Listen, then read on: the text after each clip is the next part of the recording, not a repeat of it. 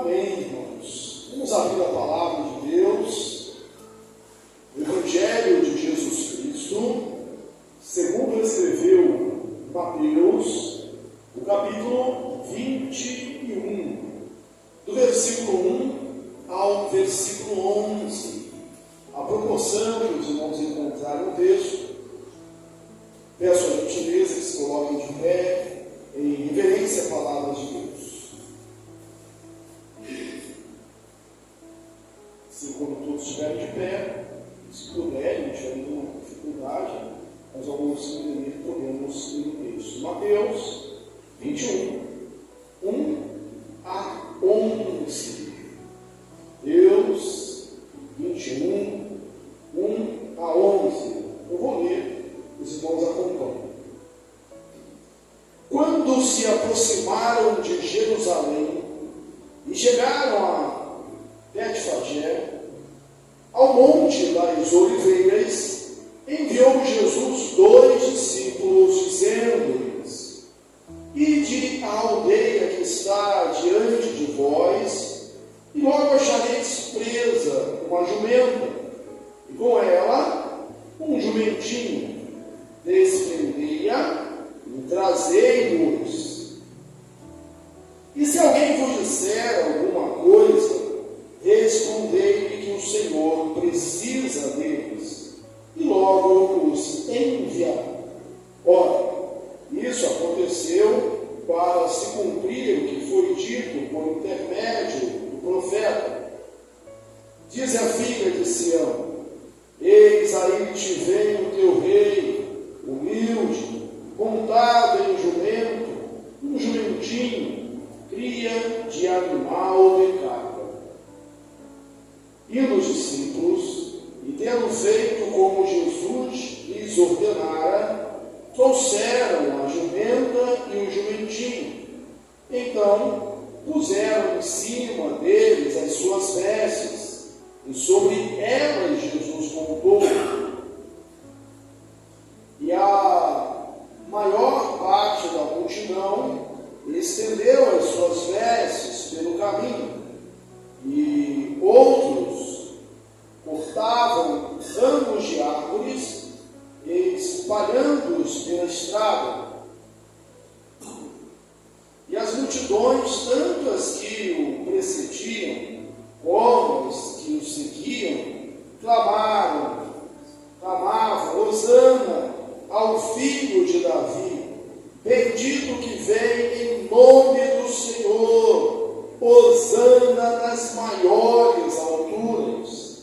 E entrando ele em Jerusalém, toda a cidade se alvoroçou e perguntava: Quem é este? E as multidões clamavam: Este é o profeta Jesus de Nazaré, da Galiléia. Bem, assentai, meus irmãos. Jesus, ele sai da Pérea, Jesus passa por Jericó, e em Jericó Jesus opera a cura de 2 cegos. Jesus ali já recebe a aclamação desses cegos de que ele é o filho de Davi, e Jesus não os repreende. Anteriormente, nisso, no seu ministério, Jesus pedia segredo. Agora, nessa última parte, ele deixa-se revelar, ele não pede mais segredo. E aqui, nesse texto, nós temos a última semana de Jesus na terra, antes da sua morte e crucificação e ressurreição.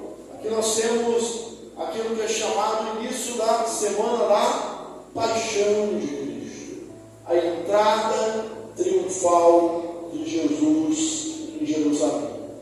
A entrada triunfal de Jesus em Jerusalém. O que essa entrada de Jesus em Jerusalém significa? O que ela ensina ou pode ensinar para cada um de nós? O que nós podemos tirar dessa lição, ou lições? dessa passagem. É isso que nós vamos ver hoje. Quando se aproximaram de Jerusalém. Irmão, Jesus estava marchando para Jerusalém. Jesus sabia o que lhe aguardava. Jesus sabia que ali ele seria preso. Jesus sabia que ali ele seria julgado injustamente. Jesus sabia que ali ele seria condenado, que ele seria crucificado, que ele seria morto. Mas Jesus, ele não foge desse destino, ele não foge da vontade de Deus. Antes, ele marcha rumo ao propósito de Deus na sua vida.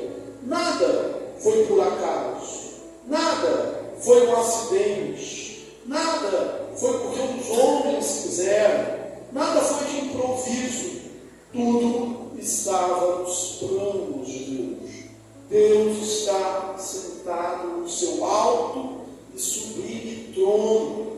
Deus é o Deus que reina, e reina soberanamente. Então Jesus ele não foge da sua missão, mas caminha, marcha rumo a Jerusalém, mesmo sabendo que o aguardava. Quando se aproximaram de Jerusalém, chegaram a Betfagé, próximo a Betânia, no Monte das Oliveiras, e Jesus enviou 2 discípulos. Nós não sabemos quem eram esses discípulos, nós não temos o nome deles, possivelmente um dos 12. E Jesus enviou essa aldeia próxima, essa aldeia de Betfagé, com uma ordem específica, e de aldeia, e ali, diante de vós, está diante de vós, e logo achareis uma jumenta, e com ela um jumentinho, desprendei-o e trazei-os. Aqui, a maioria dos comentaristas vão entender que há um vislumbre, uma mistura da divindade e humanidade de Jesus. Há uma demonstração da sua onisciência. Ele sabia que à entrada da cidade havia uma jumenta e um jumentinho com ela, e mandou os seus discípulos ali. Jesus conhecia todas as coisas, Jesus sabia de todas as coisas, e apesar de não ter nada, ele podia usufruir de tudo, porque ele era o Senhor de todas as coisas. E os discípulos vão, e Jesus dá uma orientação: se alguém disser alguma coisa, respondei que o Senhor precisa deles, e logo os enviará. Os outros evangelistas, Marcos, Mateus, João, eles não apresentam 2 animais, mas fazem referência apenas ao jumentinho. E aí surge espaço para os críticos. E como nós estamos expondo Mateus, capítulo a capítulo, você já viu que Mateus ele sempre fala de duplas, enquanto os outros evangelistas vão ênfase apenas a um caso. Lembra lá dos endemoniados gadarenos? Mateus fala que eram 2, os outros evangelistas destacam apenas um. A última mensagem que pregamos aqui, texto antecedente, da cura dos 2 cegos de Jericó, nós temos a mesma coisa. Mateus diz que são 2, e os outros evangelistas falam que é um. Inclusive, diz o nome que é Bartimeu, filho de Timeu.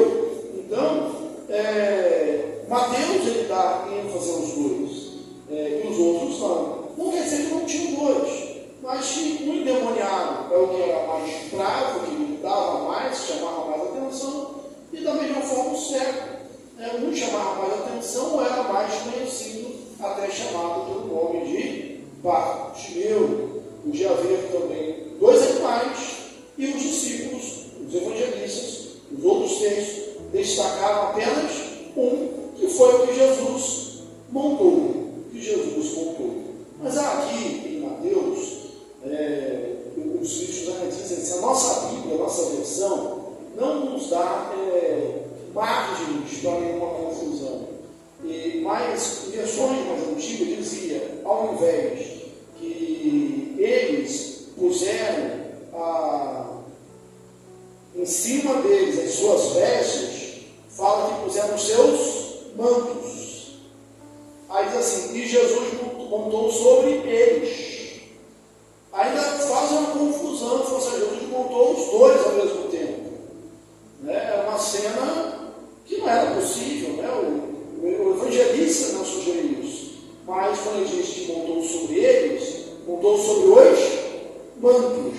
Essa versão não dá essa ideia. Por quê? Em vez de mantos, fala que botou as suas vestes. E Jesus montou sobre elas. Mas é um ato de humildade, é um ato de sensibilidade de Jesus. Podia trazer só o jumentinho? Podia. Mas se você traz só o jumentinho, né, a mãe fica lá sozinha. O jumentinho também fica ali sentindo falta da mãe. Você traz a jumenta e o jumentinho vem atrás, até o tempo propício. Até o tempo propício. Então, Jesus ele se preocupa até mesmo com esses detalhes, com os animais. Mas nós temos aqui uma mensagem, nós temos aqui que há uma aplicação para a nossa vida. Jesus manda os 2 discípulos irem a essa aldeia de Betfagé, diz detalhadamente o que teria ali. O Evangelho de Marcos narra de maneira mais detalhada o acontecido e diz realmente quando eles começaram a desamarrar os jumentos, alguém falou, por que você amarra os jumentos? Alguns chamam de dizer que era o próprio dono. Por que você está fazendo isso? Ele diz, o Senhor precisa deles e logo os devolverá. A primeira lição aprendida aqui, irmãos, é que quando Jesus manda, quando Jesus dá uma ordem, quando Jesus diz vai, o discípulo obedece, o discípulo vai, o discípulo não discute, o discípulo não diz mais, o discípulo não põe ali obstáculos. Nós precisamos ser assim. Nós somos servos. Nós temos que ser aqueles que quando Jesus diz vai, nós vamos, obedecemos.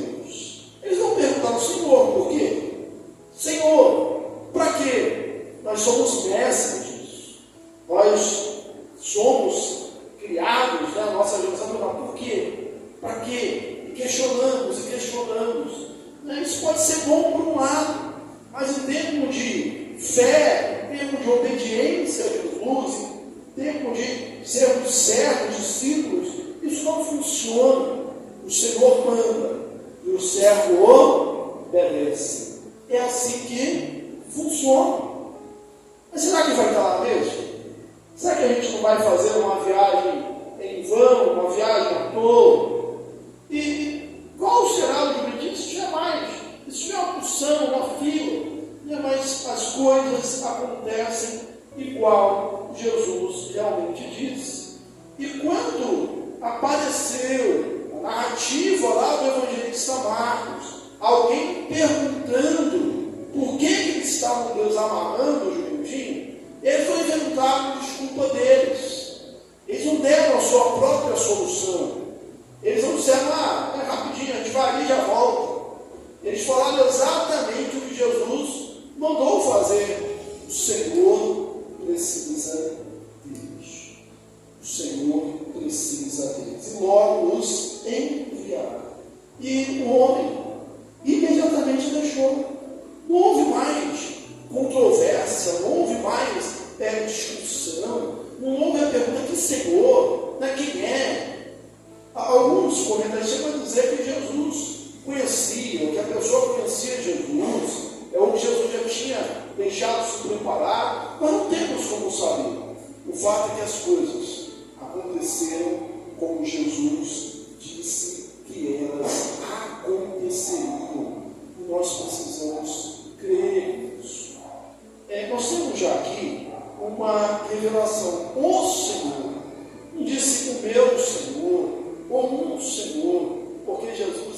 Senhor de todas as coisas, os céus, a terra, o mar, toda a criação pertence a Ele. Ele pode dispor dela para fazer a sua obra. Uma outra coisa que nós vemos aqui interessante, e aí é uma aplicação também para cada um de nós no dia a dia, é que a ordem, a palavra de Deus foi: o Senhor precisa dele. Uma distância pequena, um percurso pequeno, e logo os enviará. Entenda, e logo devolverá. Irmãos, o provérbio diz que o ímpio pega emprestado e não devolve. O ímpio pega emprestado e não paga.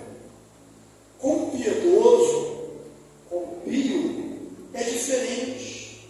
Nós nos preocupamos e precisamos, a exemplo de Jesus, devolvermos e sermos zelosos com aquilo que pedimos emprestado. Há uma passagem do livro de Reis, segundo Reis, onde são ali explodidas as casas dos profetas, cortando madeira, e há um milagre de Eliseu, mas esse milagre é precedido, acontece, melhor dizendo, porque o machado de um dos trabalhadores, um dos profetas ali, se solta e cai no rio, e afunda. E eu não sei se você lembra a expressão de dor, de agonia daquele homem. Você lembra o que ele diz? Ai, meu Senhor, que é emprestado. Mas eu tenho que dar conta desse machado. Emprestado. Nós precisamos ter o maior zelo. Sabe o que eles fez para a história? Que Eliseu fez? Flutuaram o machado. Mas eu destaco aqui o cuidado daquele homem. Ai, meu Senhor, ele é emprestado. As pessoas vão zelar pelas coisas. Na verdade, o crente tem que mostrar uma ética em tudo superior à ética do mundo. Nós precisamos ser as pessoas mais confiáveis, as pessoas mais fáceis dos outros se relacionar, as pessoas que a sua moral, a sua índole, o seu caráter, as suas atitudes o precedem e são as suas credenciais. São as suas credenciais. O Senhor precisa dele. Logo, os enviar, ou seja, vai devolver. Eles trazem a jumenta e o jumentinho para o Senhor Jesus. Mas por que isso? Qual é a mensagem disso? O tema, o subtítulo que os editores deram aqui, a nossa Bíblia, é a entrada triunfal de Jesus em Jerusalém. A entrada triunfal, que nós pensamos que aqueles generais romanos, quando voltavam das suas vitórias, eram cavalos. Um cavalo de guerra, um cavalo bonito, um cavalo possante. Agora, o jumentinho não. O cavalo era símbolo da guerra, mas o jumentinho era símbolo da paz. Jesus era verdadeiramente o Messias. Ele é verdadeiramente o Messias. Mas não é o Messias dos sonhos dos judeus. Não é o Messias dos sonhos de ninguém. Jesus é o Messias prometido por Deus. Jesus é o cumprimento da profecia. Jesus é o cumprimento da palavra. E aqui está se cumprindo. E Mateus cita muito o Antigo Testamento para provar que Jesus era o Messias. E aqui é citado literalmente Zacarias 9:9. Quando fala do Messias, ele vai dizer assim: eis que aí vem o teu filho, humilde, Senhor, Salvador humilde, montado em jumentinho, filha de jumenta, animal de carga. Estava se cumprindo aí a profecia. Era necessário que fosse assim. E assim acontece.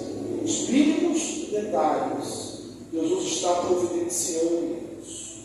Aí eles casam e começam a forrar, não havia celas, começam a forrar os seus mantos, as suas vestes, aquele animal do jumentinho, que ninguém havia montado antes.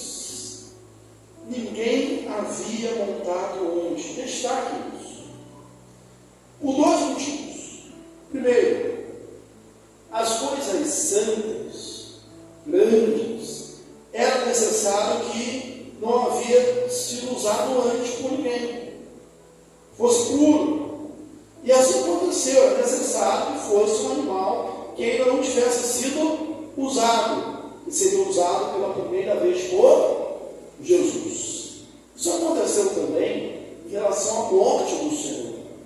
Ele, como não tinha jumentinho, como não tinha casa, tudo era emprestado, ele se fez pobre, segundo Paulo lá aos Coríntios, para que nós nos fizéssemos ricos, né? Pela sua pobreza nós fomos enriquecidos. E o seu túmulo também foi emprestado. Mas há esse detalhe também no túmulo. Era o túmulo de José de Arimateia, e o texto diz que ninguém tinha usado antes. Era um túmulo novo. Então mostra a santidade, né? A separação, o caráter singular desta cena.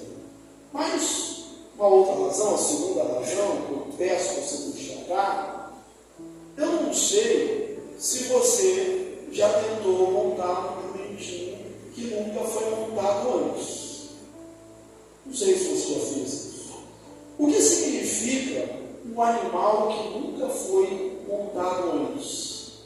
Significa um animal que não foi amansado, que ainda não foi preparado para a montaria. Eu lembro, quando eu era adolescente, naquela época os ossos eram assim quebrados, né? A gente ia sempre para um sítio, a família, para um sítio, né? Um sítio era sítio da amizade, e eram uns primos, né? E a gente, de vez em quando, ia lá para aqueles morros ali, e uma vez achamos um jumentinho segurando, né? O pessoal segurou de montar. E caímos juntos. Por quê? Porque não deixa. Ainda bem que naquele tempo os ossos eram quebrados, né? Um animal que nunca foi montado antes é um animal não domesticado, é um animal não amansado. Só que a gente não vê resistência nenhuma. Por quê? Porque Jesus é o Senhor. Se ele acalmou o mar, se ele acalmou a tempestade, se ele faz o cardume de peixe aparecer depois de não ter pegado peixe ali os discípulos durante a noite toda, se ele sabe que peixe, dos inumeráveis peixes do mar, tem uma dracma, tem um talento, melhor dizendo, para pagar ali no poço, montar um animal que nunca tinha sido montado antes, não teria problema algum. Por quê? Porque o animal seria manso, seria dócil, obedeceria ao Senhor. Então, ele entra, humilde, montado no jumentinho. Esse era também o costume dos juízes de Israel. Os juízes de Israel montavam jumentas ou mulas brancas. Era a tradição, e não cavalos de guerra. Então, Jesus, ele não veio para ser o Messias guerreiro, libertador do poder, do jugo, do Império Romano, mas ele veio para ser aquele que corrobora, aquele que traz a paz. Afinal de contas, outro texto desse ano, a saber, Isaías, capítulo 9, versículo 6, vai dizer que o governo está sobre os seus ombros, e o seu nome será maravilhoso conselheiro, Deus forte, Pai da eternidade, Príncipe da paz. Sim, eis aí, esse eis aí é um chamado, esse eis aí desperta atenção, esse eis aí mostra a divindade, eis aí vem o teu rei. humilde, montada em um jumentinho, filho de jumento, um animal de carga. Os discípulos forraram suas vestes, as vestes, naquele tempo haviam camadas, então eles tinham a parte superior e forra para Jesus montar. E o restante da multidão, tanto da multidão que vinha acompanhando ele desde Jericó, na verdade desde a Galileia, da multidão quando ele estava indo para a Páscoa. Na semana passada nós frisamos isso. Por que havia tanta gente? Porque era a época da Páscoa. E na Páscoa todos os judeus maiores, que morassem cerca de 30 quilômetros de Jerusalém, eram obrigados a ir para a festa. Então havia uma grande peregrinação. O pessoal chega a dizer que a Páscoa era uma alegria para os judeus e um desespero para os romanos, porque no meio de tanta gente havia a possibilidade ou o temor de uma insurreição, de uma revolta. Havia realmente muita gente. E essas multidões também, seguindo o exemplo dos apóstolos, tiraram as suas vestes, forraram no chão, outros pegaram mantos e começaram a forrar também. Alguns dizem que não era no chão, eram nas cercas, nos muros, mas era para mostrar a grandeza, a realeza daquele momento. Isso já havia acontecido antes também. Talvez a nossa mentalidade não pense, não veja essa grandeza, mas aconteceu na entrada dos comícios macabeus, em época de vitória, depois de vencerem os gregos, o domínio grego, e também lá no Antigo Testamento, com Jeú, quando o profeta Eliseu mandou os seus discípulos, os profetas, ir lá e ungir Jeú, que era o capitão. E interessante que no texto é assim: você vai lá, diz, unge Jeú e sai correndo.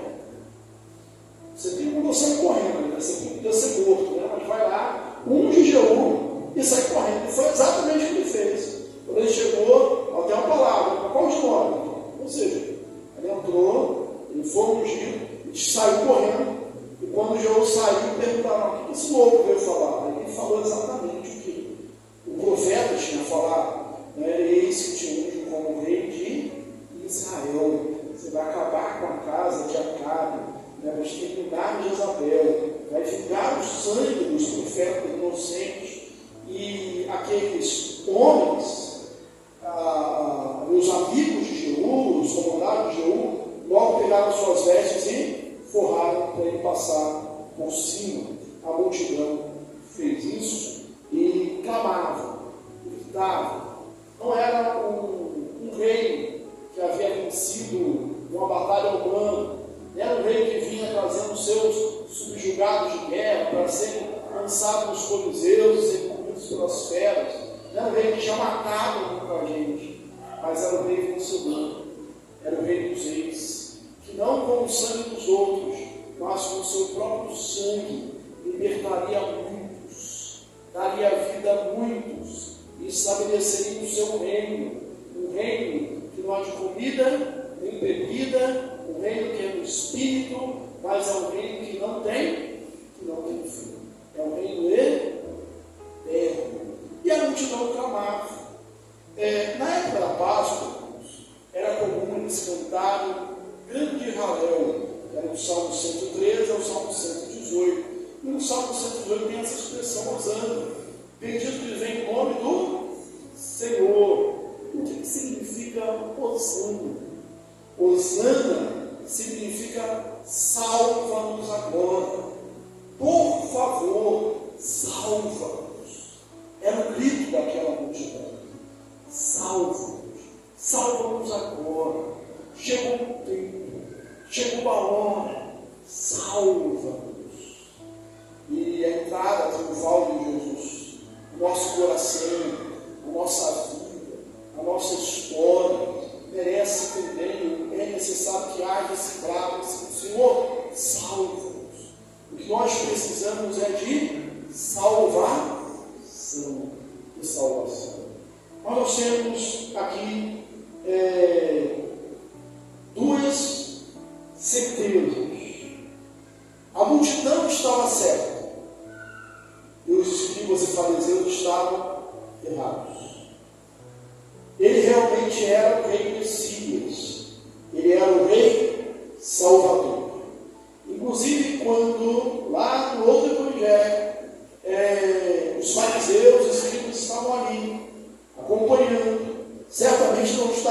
gritando com a multidão, certamente não estenderam vestes, certamente não colocaram ramos à frente, mas estavam ali como observadores, como críticos, acompanhando aquele momento e querendo realmente condenar Jesus.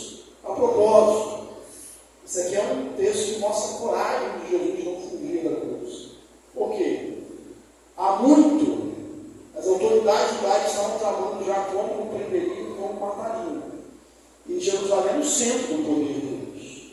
Então, se esperava que Jesus entrasse na cidade, se entrasse às escondidas.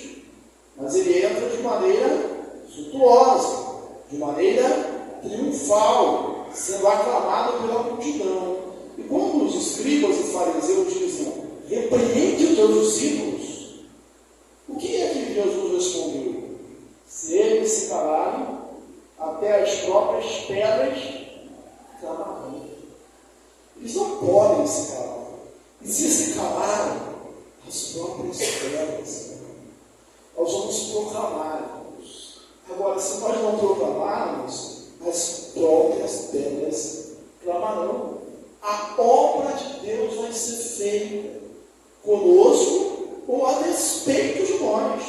Ela vai ser feita. Ela será realizada. As próprias pedras clamarão se eles se calarem. Mas eles não se calaram. E nós também não nos calaremos. Hosana, Hosana, bendito que vem o nome do Senhor. Hosana nas maiores alturas. Dizendo que da onde vem esse dom? Esse dom vem dos céus. Esse dom vem de Deus. Mas se eles estavam certos, os fariseus errados, a maioria dessa multidão, não todos certamente, estavam errados também. Eles estavam errados em relação ao Messias que esperavam.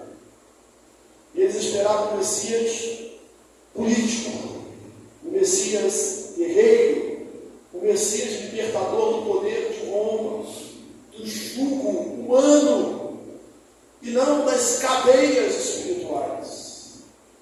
E quando eles perceberam o seu erro, quando eles sentiram-se frustrados, aconteceu algo. A mesma multidão que gritava, Hosana, Hosana, bendito que vem em nome do Senhor, uma semana depois estava gritando, crucifique, crucifique, crucifique. Porque sentiu-se frustrado. Não que Jesus não tivesse dito o caráter do seu reino, mas que eles imaginavam outro. E é o que acontece só. Existe muita gente querendo Jesus, mas um Jesus que não é um Jesus do Evangelho, um Jesus que não é um Jesus salvador, não é um Jesus que disse, olha, na casa do meu pai muitas moradas, se assim não for, eu vou, teria dito, pois vou preparar um lugar. Não é um Jesus que disse, o meu reino não é deste mundo. Ele tinha todo o poder, sim, todo o poder, ele podia. Hoje mesmo, na escola dominical, nós lembramos disso. Ora, um Messias, um rei, que multiplica pães, é excelente para um exército, se torna um exército invencível, porque não haverá falta de provisões, que é uma das grandes dificuldades da guerra. Um rei que cura enfermos, olha, o seu exército pode estar ferido, ele cura. Um rei que ressuscita mortos, olha, se matar, a gente ressuscita, o exército é invencível. Um rei que anda sobre as águas, não há limite, não há dificuldade geográfica para o nosso exército passar. Quando foram prender Jesus, os soldados chegaram perto dele, perguntaram se era Jesus, ele falou, sou eu, o que aconteceu? Eles caíram para trás. Jesus foi preso ali, porque ele se entregou. Não tinha milícia, não tinha exército, não tinha poder humano que pudesse com Jesus. Mas ele não era um reino. O seu reino não era deste mundo. E nós precisamos entender isso também. Nós precisamos viver e não querer aquilo que o mundo quer. desejar e ostentar aquilo que o nosso Senhor nunca desejou e nem ofereceu. Não podemos oferecer para os outros. Quantos outros se frustram? Mas ninguém se frustra como Jesus dá para tudo. Ninguém se frustra como Jesus veio lugar. Ninguém se frustra com as promessas de Deus, porque elas se cumprem. Agora, com as promessas, ou com Jesus, que às vezes é pregado, naquele slogan que é só vitória, e se você um dia se converter e aceitar Jesus, você não vai ter problema algum, não vai ter mais dificuldade alguma. São essas pessoas que, no futuro, como esse, estavam dizendo assim, depois crucificam, ainda que essas pessoas não digam isso hoje, são aquelas pessoas que estão frustradas com Jesus logo depois. Jesus sabia disso. E o evangelista Lucas, ele destaca isso. Nos evangelhos, só existe de 2 vezes Jesus ter chorado. Uma foi com a ressurreição de Lázaro, quando ele viu Lázaro morto, e disse: Jesus chorou. A outra foi nessa passagem. Aí você imagina um paradoxo. A multidão está em festa, a multidão está em alegria, a multidão está gritando hosana, bendito que vem o nome do Senhor. A multidão está ali, está com Ele. Irmãos, nós somos tomados pela euforia nesse momento. Quando junta muita gente, seja na igreja, cantando, a gente é envolvido, seja no estádio de futebol, você está ali e a multidão grita, você é tomado por aquela euforia também. Então, o normal era todos estarem eufóricos, inclusive Jesus. Mas ele não perde a sua consciência. E aí, quando ele chega diante de Jerusalém, o texto diz que Jesus, olhando para a cidade, Jesus chorou. Ele não chorou por ele, nem pela sua crucificação, pela sua paixão, morte, mas ele chorou por Jerusalém. E disse assim: se soubesse, eu te traz a paz, o que tinha devido a ti. Se vocês entendessem, se vocês se convertessem, se vocês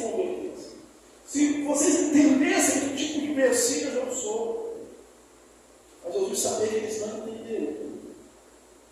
E Jesus estava falando que aconteceria no ano 70, depois veio o Israel Tito, invadiu Jerusalém e matou milhares de pessoas e destruiu o templo, porque eles não entenderam o tempo da sua visitação.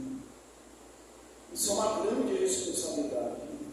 Hoje é o tempo da nossa visitação. A linguagem lá do profeta Isaías, hoje é o dia. Esse é o dia central do Senhor. Esse é o dia que Jesus está também triunfalmente entrando, ou passando. Lembra de Jericó? Lembra dos cegos? Eles gritaram, havia urgência, eles persistiram, eles não pararam, e quando nós pregamos aqui na semana passada, nós dissemos: eles fizeram muito bem e não desistir, e não perder aquela oportunidade, porque Jesus nunca mais passou por aquele caminho. Jesus nunca mais voltou a Jericó. E às vezes nós deixamos a oportunidade de passar. Há uma festa, há uma celebração. Jesus pode entrar hoje triunfalmente no seu coração, na sua vida, mas ele não vem como guerreiro, ele vem como príncipe da paz. Ele vem estabelecer a paz. O reino dele não é deste mundo. E isso não é algo menor, irmãos. Não é algo menor. Ele diz: então, se não vai ter riqueza, não vai ter prosperidade, pode até ter. Mas isso não é o mais importante. O reino espiritual, o reino de Deus, é superior, infinitamente superior e infinitamente maior, porque é um reino eterno. A sua juventude vai passar, a sua saúde vai passar, a sua força vai passar, o seu dinheiro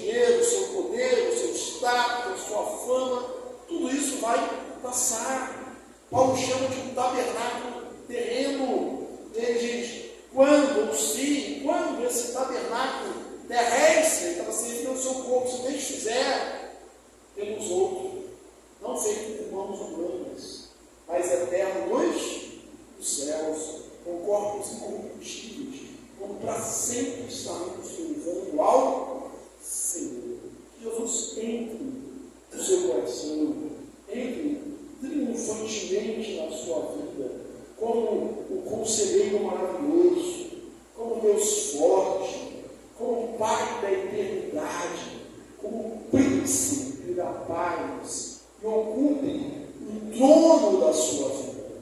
Aqui Jesus entrou em Jerusalém e não foi colocado no trono. Uma semana depois, foi pendurado numa cruz. Que ele entre na sua vida e seja colocado no trono, ou seja, tenha a primazia, tenha o primeiro lugar. Isso seja para a glória de Deus e também para a nossa felicidade. Que Deus te abençoe, rica e abundantemente. Hosana nas maiores alturas, tem o título